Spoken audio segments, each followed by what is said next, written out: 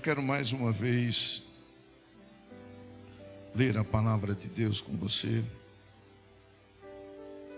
Aleluia, bendito é o nome do Senhor. O texto em que lemos na leitura oficial, no segundo livro dos Reis, capítulo de número 2, quando Elias foi assunto ao céu, elevado ao céu num carro de fogo.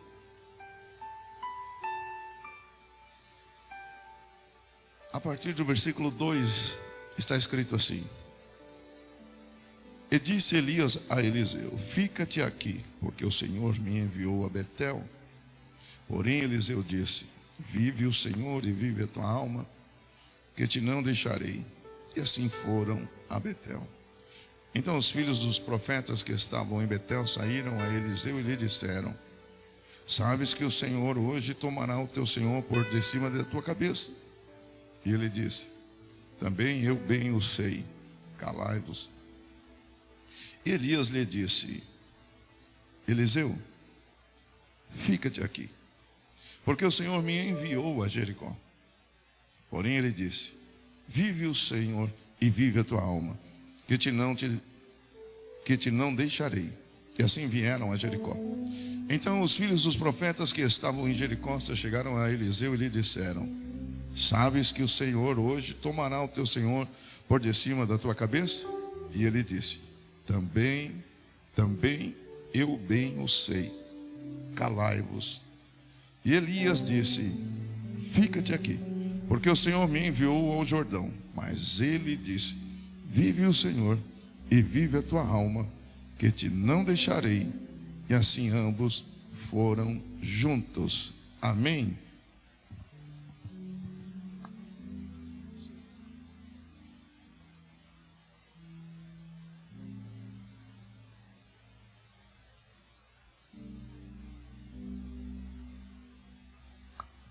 Glória a Deus.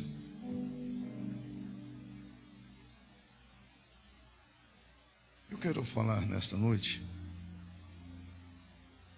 sobre limites, superar limites e explorar o potencial. Deus, quando nos criou a humanidade, Ele impôs limites ao homem, ao ser humano. É bem verdade que, que há uma variação de pessoa para pessoa na questão limites. Mas limites foram colocados dentro do contexto do que eu estou falando,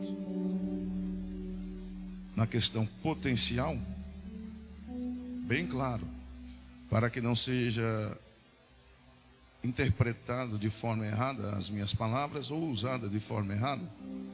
Dentro do contexto potencial, limites foram colocados para serem superados dentro do contexto potencial.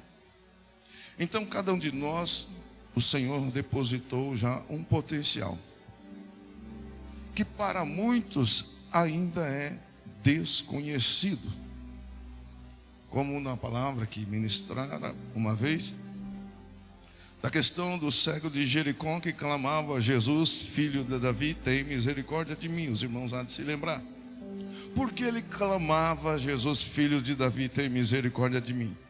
Porque ele sabia que tinha potencial para enxergar.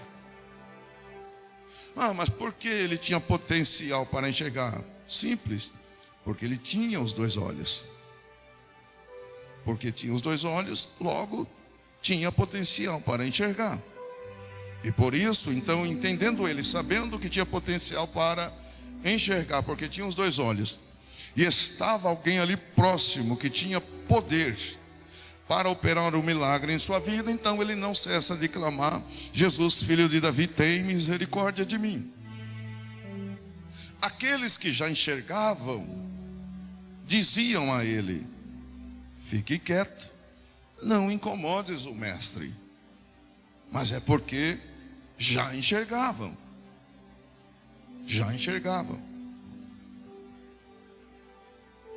Eu me lembrei Por isso que eu pedi esse clipe. Uma criança, aluno de escola, todas as vezes que ia entregar o seu trabalho escolar, quando ia entregar para a professora, ele tinha dificuldade com as folhas, porque ficavam escorregando umas às outras e espalhavam. E ele, sempre muito caprichoso, zeloso, ficou pensando como ele poderia melhorar aquilo, para que não acontecesse mais. Daí então, ele percebendo que tinha potencial para fazer algo melhor, ele pegou um pedaço de arame e dobrou.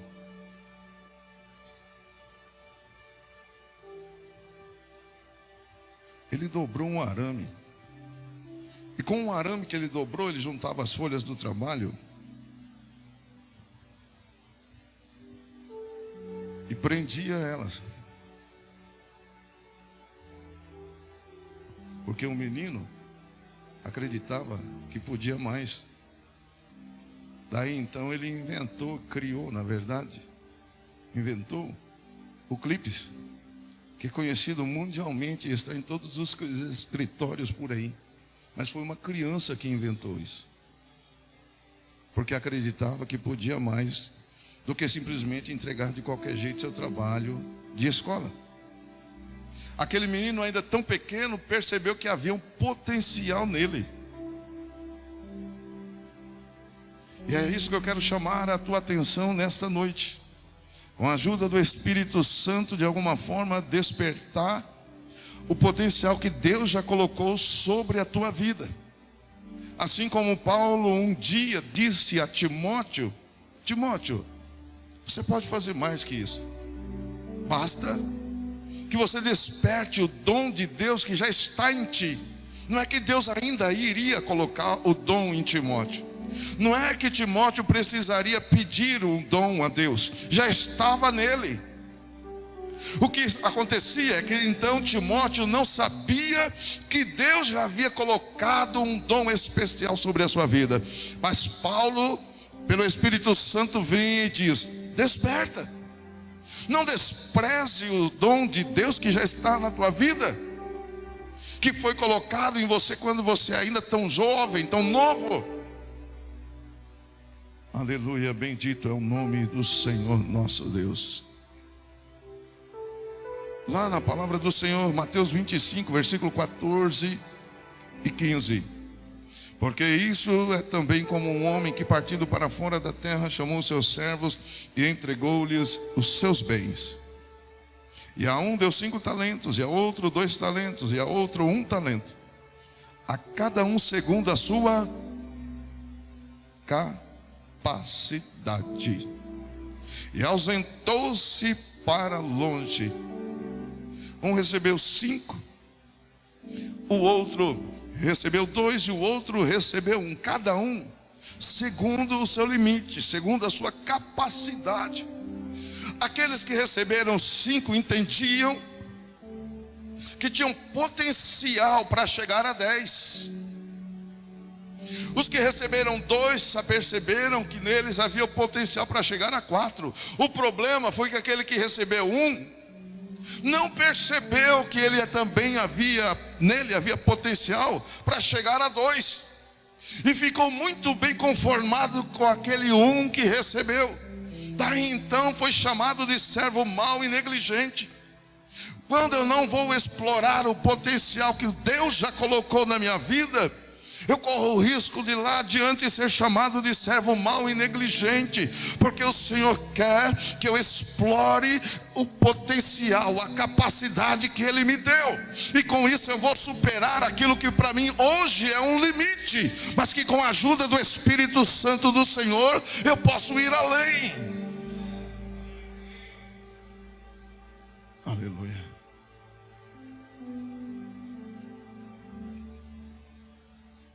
Muitos de nós dizem: irmão, eu quando leio a Bíblia não entendo quase nada. Não são poucos os que dizem isso. São muitos. Mas esta não é a parte ruim, acredite. A parte ruim não é muitos dizerem que leem a Bíblia e não entendem, ou têm dificuldade para entender. Essa não é a parte ruim. A parte ruim é que isso não os incomoda. Esta é a parte ruim. Esta é a parte ruim. Você tem potencial para entender a palavra, viver a palavra e transmitir a palavra. Só que você ainda não sabe e prefere dizer: não, eu não fui chamado para isso. Mas quem te disse que você não foi chamado para isso? Quem te convenceu que você não foi chamado para isso? Aleluia. Isso não é para mim, isso aí é para eles. Quem te disse que é para eles? É para nós, povo de Deus, igreja de Jesus Cristo, servos e servas do Senhor. Se eu não compreender o que foi escrito para mim, como eu vou usufruir do que está prometido aqui? Aleluia. Afinal de contas, são os testamentos que falam das minhas e das tuas heranças. Aqui são os testamentos, aleluia, que o dono da herança deixou para nós. Mas se eu não souber o que está aqui, como eu vou explorar e usufruir de todas as bênçãos que há aqui? Aleluia. Bendito é o nome do Senhor. Então, aquele que recebeu por achar que eu não tenho como fazer nada com isso. Os outros que tem, aqueles lá que recebeu 5, que são muito capazes. Outro que recebeu 2, não, você também é. Porque Deus já depositou algo sobre a tua vida. E ainda tem a virtude do Espírito Santo do Senhor, que nos ajuda em nossas fraquezas, que nos ensina, que nos orienta, que nos dá habilidade, que nos dá destreza. O Espírito Santo do Senhor para nos ajudar. Aleluia. Mas se você não souber disso, hoje eu vou falar somente, talvez 1 ou 2 itens do que nos impede de explorar o nosso potencial. E pelo menos 2 hinos eu ouvi falando sobre isso. Pelo menos parte desses hinos, desses 2 hinos falaram sobre isso. O medo. O medo é o que impede a muitos, não poucos, de serem aquilo o que Deus espera que você seja. Por conta do medo, temos que recorrer mais uma vez ao livro de Juízes, quando lá no capítulo 7, que Gideão vai sair à guerra. E dos 32 mil, haviam no meio deles 22 mil medrosos e covardes. Irmão, considere este número, sem censurá-los, mas considere esse número pensando o seguinte: será que eu não sou um desses 22 mil? Que de repente poderia estar na frente de batalha, todavia eu prefiro voltar para casa e ficar lá fazendo de conta que não é comigo, enquanto outros poucos estão lá travando a batalha, e seus nomes estão lá citados no céu como campeões e vencedores, e eu escondido com medo de guerrear. Aleluia, bendito é o nome do Senhor. Daqueles 32 mil, tantos outros poderiam ter entrado como valorosos, mas estão na lista dos covardes. Em qual lista nós estamos?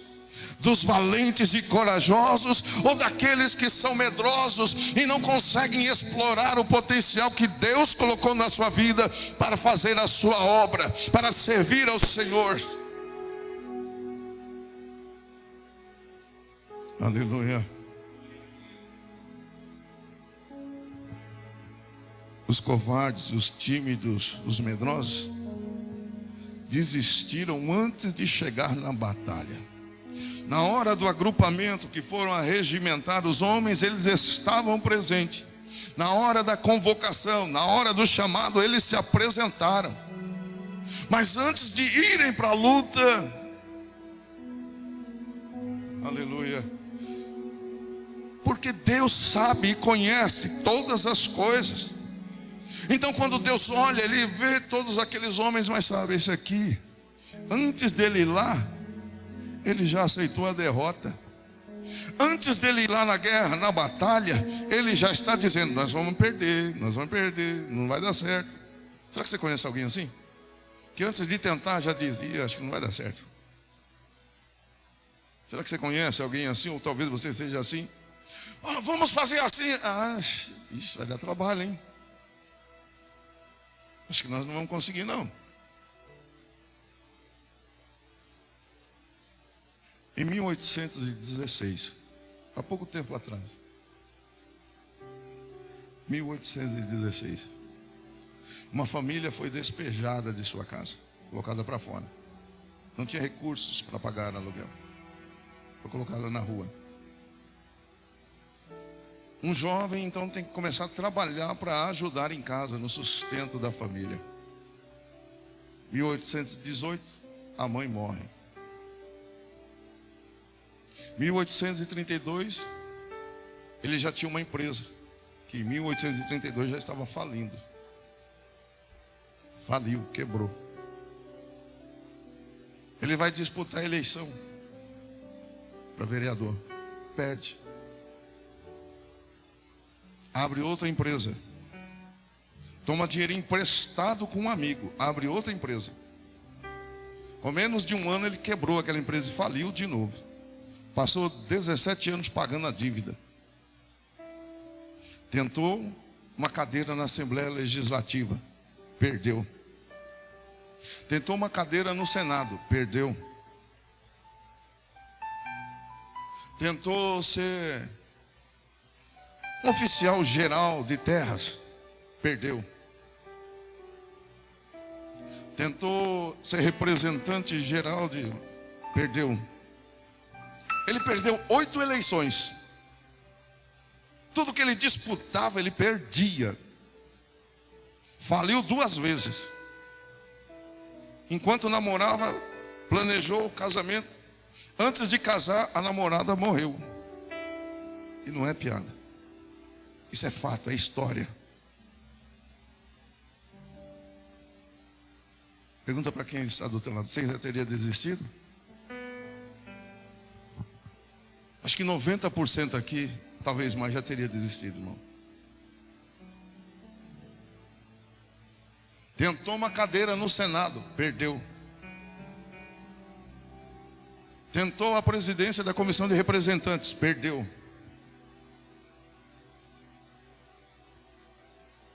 A vida dele foi assim, toda, desde 1816, uma família pobre, em situação de miséria, que não tinha nem onde morar, que foi despejado da casa. Logo cedo perdeu a mãe. A vida foi essa.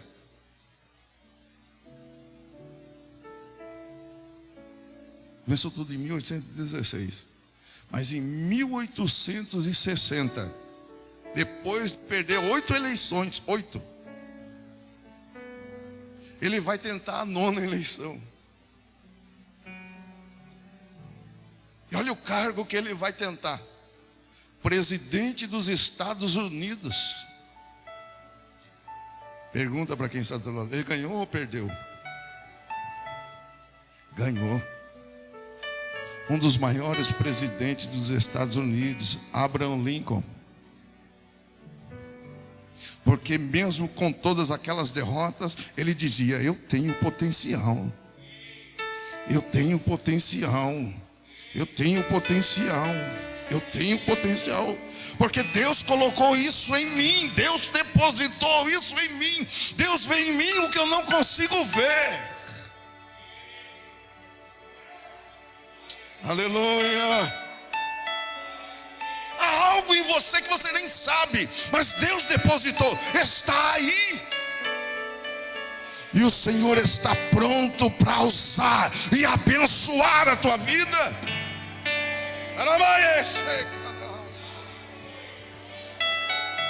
Aleluia.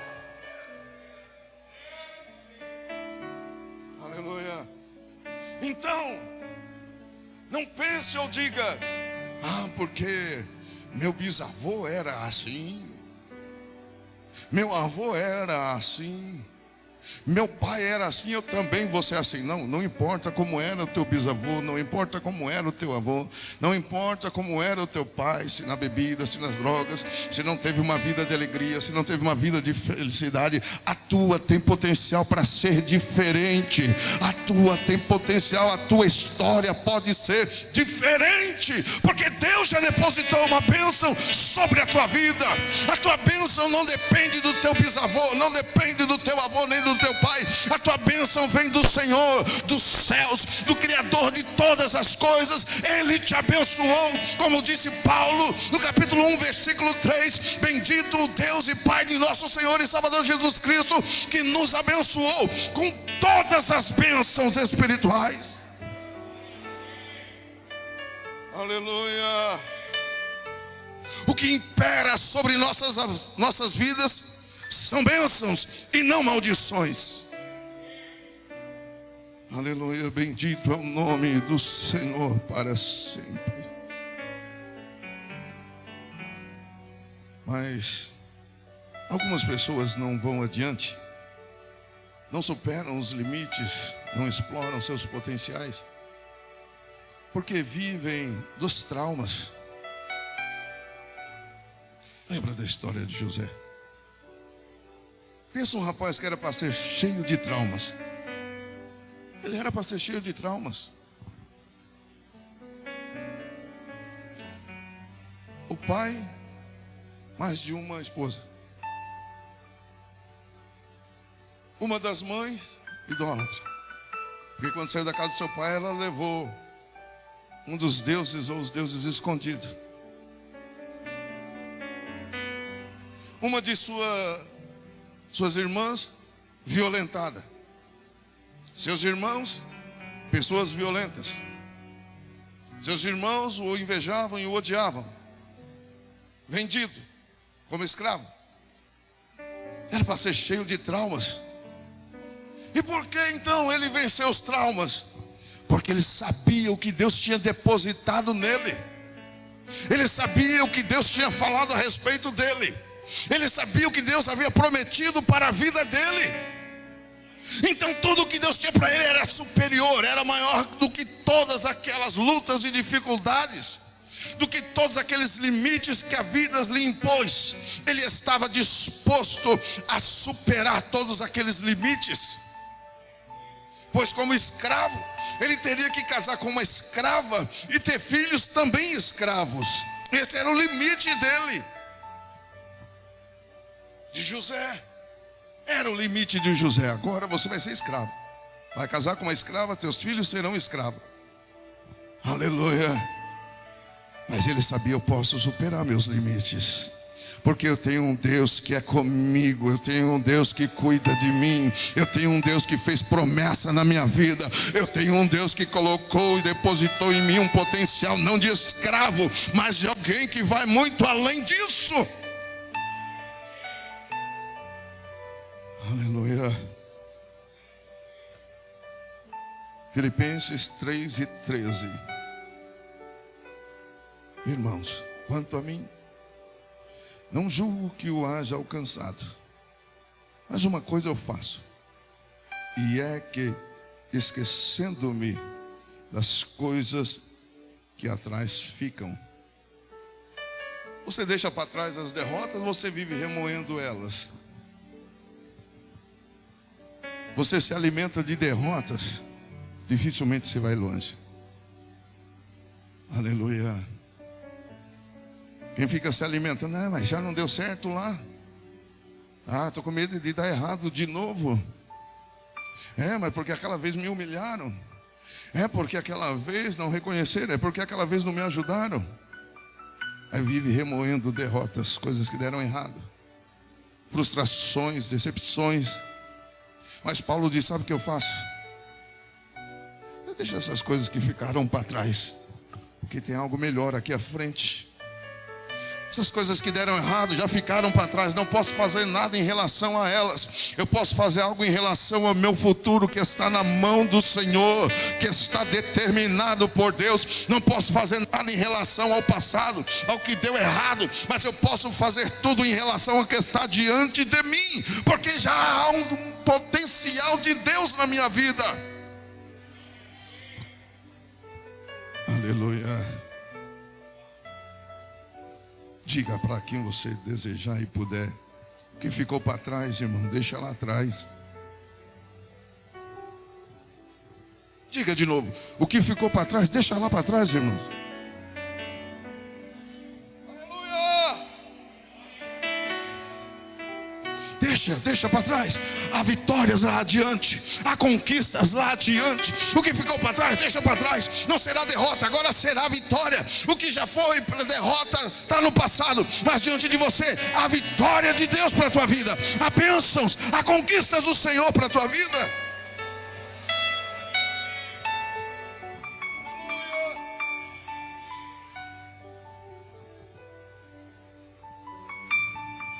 Uma outra falha nossa: choramos pelo que perdemos. Lembra de um tempo que era o hino do momento, o restitui? Restitui. Não precisa tocar não, tá? Por favor. Eu quero de volta o que é meu. Lembra? Mas a gente se acabava de chorar.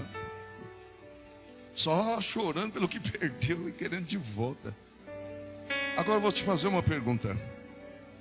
Você já chorou por aquilo que você nunca teve?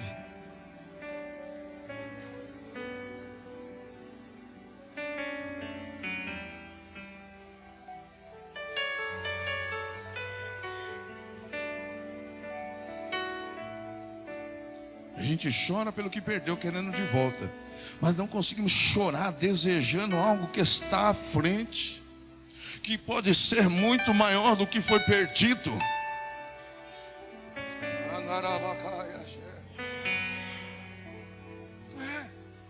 Choramos porque fomos substituídos. Choramos porque alguém nos trocou. Choramos por essas coisas que perdemos. Mas não pensamos, mas é porque Deus já tem algo maior e melhor para a minha vida ali adiante. Porque o Senhor que Deus me chamou, depositou um potencial, e o que ficou para trás não há nada que eu possa fazer. Ele já me usou ali, agora vai me usar acolá, porque ainda é o mesmo Deus. Aleluia. Bendito é o nome do Senhor. Eu já disse aqui uma vez: os verdadeiros fracassados não são aqueles que tentaram fazer alguma coisa e deu errado, e depois tentaram de novo. Os verdadeiros fracassados são aqueles que tentaram uma vez, deu errado, e nunca mais tentaram de novo. Estes são os verdadeiros fracassados. Agora, quando você tenta uma vez, dá errado. Você tenta duas vezes, dá errado. Você tenta três vezes, dá errado. Vão te chamar de teimoso. Mas você diga: eu sei o potencial que Deus colocou na minha vida. Uma hora vai dar certo. Aleluia, bendito é o nome do Senhor. E assim como na ocasião do cego de Jericó, assim como na ocasião de Eliseu, que logo que ele chega em Gilgal, partiu Elias de Gilgal e chegou em Betel, casa de Deus. Elias vai e diz para ele: você fica aqui, tá ok, Eliseu? Você fica aqui porque o Senhor me enviou, eu vou daqui para Betel, você fica aqui. Se é alguém que não sabe o que Deus depositou na vida dele, sabe qual que era a resposta, né? Ok, Elias, valeu. Não, eu queria ir, mas já que você falou para ficar, então eu vou ficar aqui. Foi isso que Eliseu fez? Falou: de forma alguma, Elias, eu vou com você. Como se não bastasse, lá em Betel, os filhos dos profetas. Eliseu não era filho de profeta. Ele trabalhava no campo, estava arando a terra com as juntas de bois de seu pai. Quando o profeta Elias passa, lança a capa sobre ele, manda ele seguir a Elias. Vem, me segue, vem comigo. Ele larga tudo lá e agora vai ser servo do profeta, servo de Elias, só para servir Elias. Estava ali só para servir Elias. Só que ele está servindo Elias, mas está pensando e entendendo: eu tenho potencial para ser profeta, mesmo não sendo filho de profeta. Meu pai não é profeta, meu avô não era profeta, eu não sou profeta, mas Deus colocou em mim potencial para ser profeta.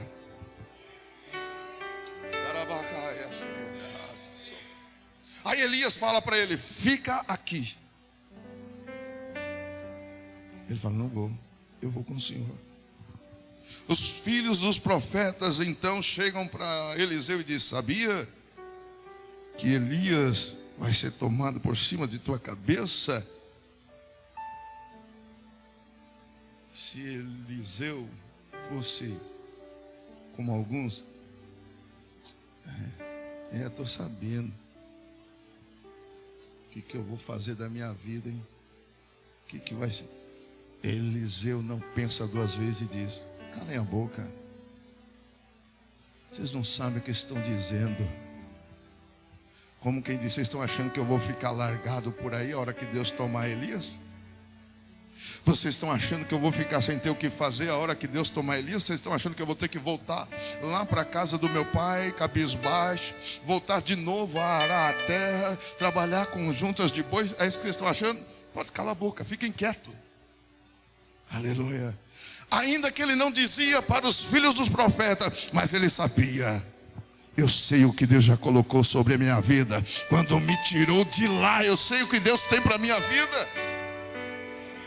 Aleluia. E ele sai então de Gilgal para Betel, de Betel para Jericó. E mais uma vez Elias vai dizer: fica aqui agora, fica aqui em Jericó, fica em Betel, eu vou para Jericó. Não, eu vou com você para Jericó. E foi. Chegou em Jericó, os filhos dos profetas, mais uma vez, já está sabendo, né? Irmão, para te desanimar, é assim. Aleluia. Então eu vou te ensinar uma coisa hoje. Não dependa de ninguém para ter ânimo. Não dependa de ninguém para ter ânimo. Ah, sério, pastor? Não dependa de ninguém para ter ânimo. Porque aquele que pode todas as coisas, ele já disse para mim, já disse para você: tenha bom ânimo. Tenha bom ânimo.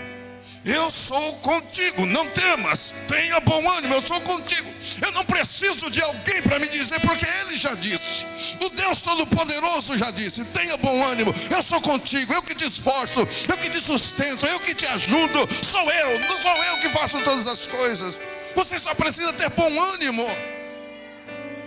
Ah, eu não tenho ninguém para me animar. Não, você tem. E por várias vezes ele já disse: eu estou contigo, tenha bom ânimo. Eu estou contigo, eu vou à tua frente. Tenha bom ânimo, eu estou com você todos os dias até a consumação dos séculos. Tenha bom ânimo, foi eu que te escolhi no ventre da tua mãe. Tenha bom ânimo, tenha bom ânimo, tenha bom ânimo. Eu já depositei um potencial em você. A minha bênção já é sobre a tua vida.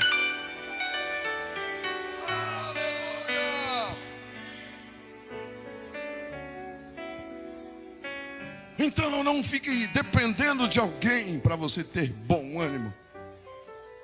Porque o teu desânimo não é culpa de ninguém. Se você não explora o teu potencial, não é culpa de ninguém. Aleluia. Ninguém impediu a bênção de Deus na vida de José. Ninguém impediu a bênção de Deus na vida de Davi.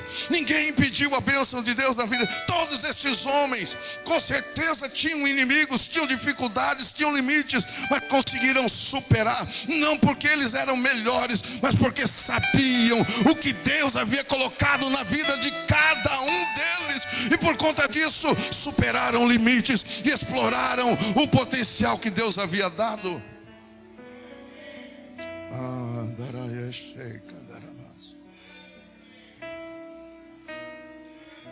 Quer dizer de Jefité, aleluia, o filho da prostituta. Nos dias de hoje, quem olhasse para Jefité, a frase é a seguinte: esse aí não tem futuro. Olha quem é a mãe dele. Vai ser o que na vida? Os irmãos disseram: não quero que você fique com a gente. Não queremos você. Você é filho de prostituta. Não queremos você. Sai fora, sai fora. Aleluia. Bendito é o nome do Senhor. Só que lá está escrito: Jefité era homem valoroso. A mãe dele era uma prostituta. Está escrito na Bíblia. Porém, Jefité era um homem valoroso. O caráter dele não dependia da mãe dele. A personalidade dele não dependia da mãe dele. As decisões dele não ficou na dependência da mãe dele. Ele olhava para a mãe e dizia: eu quero algo diferente para a minha vida. Então não culpe o pai, não culpe a mãe, não culpe seu irmão ou sua irmã, não culpe ninguém, porque você tem potencial para vencer em o nome do Senhor Jesus Cristo. Se todos da tua família não deu certo, você tem potencial para dar certo. Você está ouvindo esta palavra da parte de Deus para a tua vida, porque o Senhor é contigo.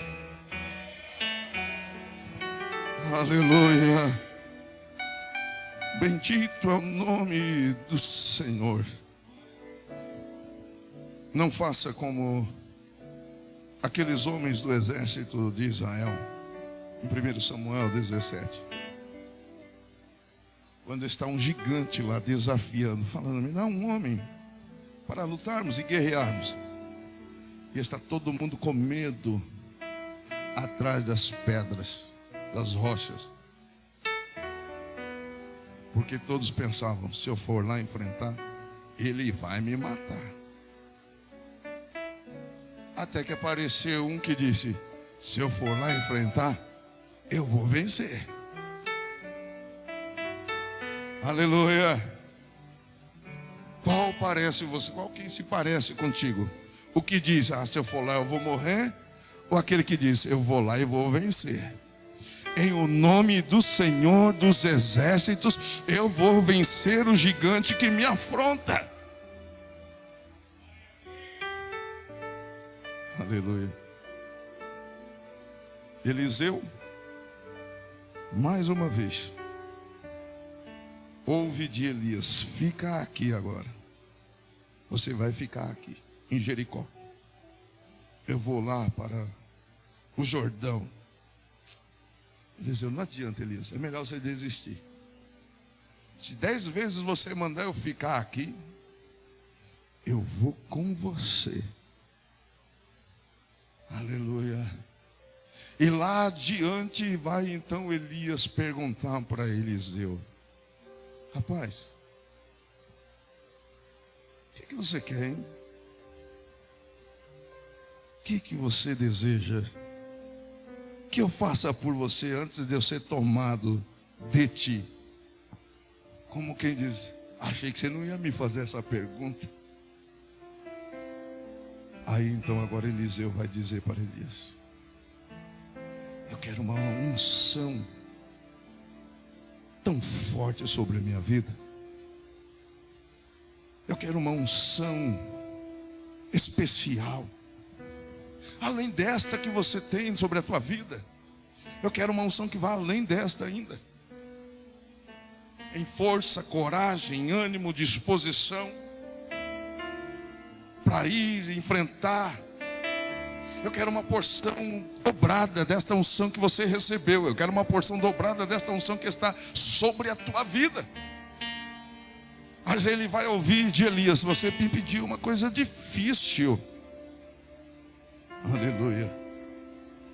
A condição então vai ser esta, Eliseu, para você receber: se vires, se você me vires, quando for tomado de ti, assim se te fará.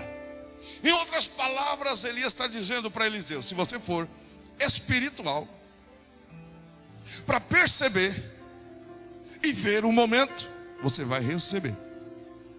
Ele tinha que ser espiritual para poder ver os carros de fogo, porque se ele fosse carnal, ele não ia ver. Os carros de fogo iam vir, levar Elias, e ele ia ficar falando: ué, o que aconteceu? Cadê ele? Estava aqui agora mesmo, sumiu. Mas Eliseu era espiritual.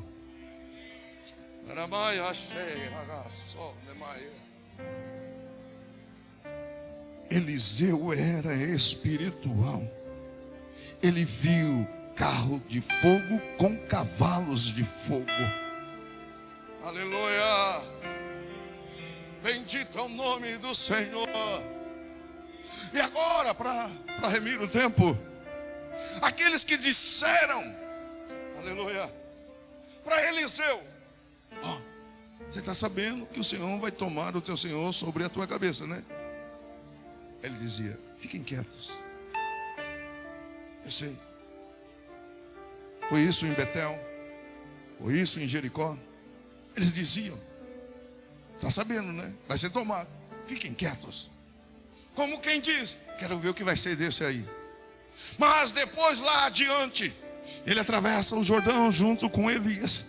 O Senhor toma Elias. E eu quero abrir um parênteses nessa mensagem só para lembrar. Aleluia. Porque enquanto Elias não sabia do potencial e o que Deus tinha na sua vida, houve um momento que ele está pedindo a morte. Ora, o homem que pediu a morte nem sequer experimentou a morte.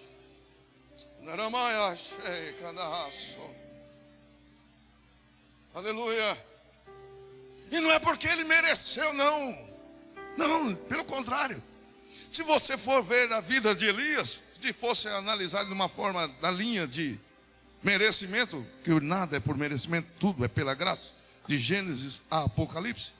Mas se formos trazer para essa área, oh, meu Deus, olha o tanto que Eliseu fez, olha o tanto que Elias fez.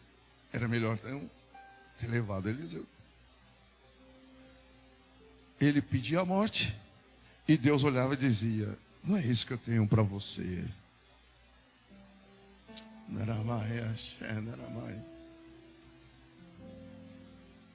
O que Deus tem para você é de bênção, é de vitória.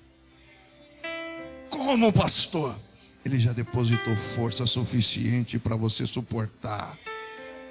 Ele já depositou força suficiente para você ir adiante. Mas de onde vem essa força? Vem dele, porque ele é a nossa fortaleza. Do Senhor vem a nossa força. Não é nas forças dos nossos braços, não é no nosso intelecto, mas a nossa força vem do Senhor. Ele é a nossa salvação. Ele é o nosso rochedo, o nosso escudo. O Senhor leva Elias. Agora os profetas de Jericó vê chegando o rapaz. Quem está vindo ali? É Eliseu. Olha lá, está vendo? Avisamos ele. Está sozinho, coitado. Só que Eliseu vem se aproximando. Mas peraí, está diferente. Não está com aquele semblante do Eliseu que foi como servo.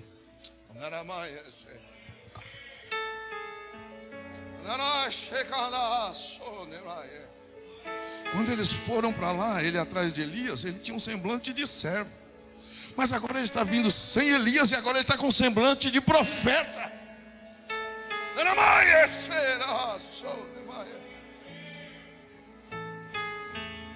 Passa por Jericó, vai a Betel. Lá em Betel, os filhos dos profetas, olha lá, o coitado vindo sozinho. Falamos para ele, tanto que avisamos ele. Mas por certo alguém fala, peraí, já não é mais o mesmo Eliseu, olha como está diferente. Agora aqueles filhos do profeta tem que olhar para Eliseu e dizer, pode falar, profeta, que agora nós vamos te ouvir. Nós somos os filhos dos profetas, mas você é o profeta de Deus e não mais o servo de Elias. Você é o homem a quem Deus levantou no lugar de Elias.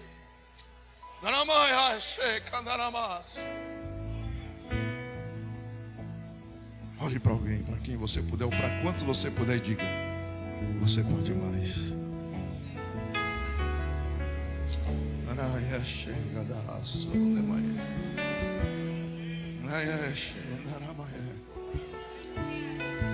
Diga para alguém, você pode mais. Supere esse limite.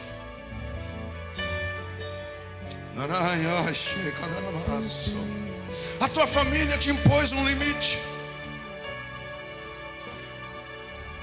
A ordem da família, teu bisavô, teu avô, teu pai te impôs um limite.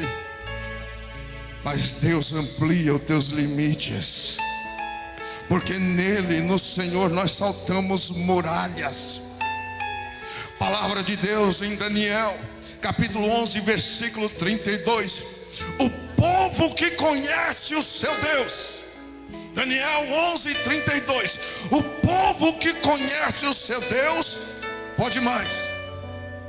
Por que pode mais? Porque o povo que conhece o seu Deus fará proezas. O povo que conhece o seu Deus fará maravilhas. O povo que conhece o seu Deus vai transpor obstáculos, vai vencer barreiras, porque conhece o seu Deus, que é o onipotente, o todo-poderoso, aquele que abre e ninguém fecha, fecha e ninguém abre.